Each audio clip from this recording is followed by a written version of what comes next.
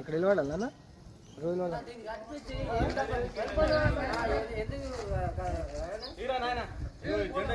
జెండా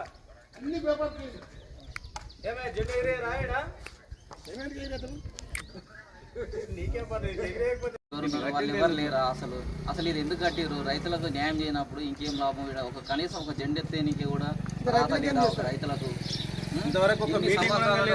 కూడా లేదు. ఇదంతా చూస్తుంటే చెత్త. ఇది ఒక కనీసం ఒక చిన్న జెండానన్నా ఉండాలి కదా. ఇది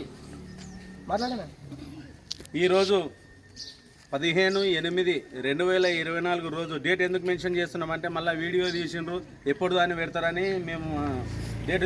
ఈరోజు 15 ఆగస్టు దేశమంతటా తిరంగ పతాకాలు ఎగురవేస్తుంటే మా రైతు వేదిక దగ్గర అసలు త్రివర్ణ పతాకం లేదు, ఆఫీసర్ లేడు, ఎవరు లేరు. అసలు ఎందుకు కట్టిండ్రు దీన్ని? ఎందుకు వరకు రైతులకు ఏమి ఉపయోగం అంటారని కట్టిండ్రు?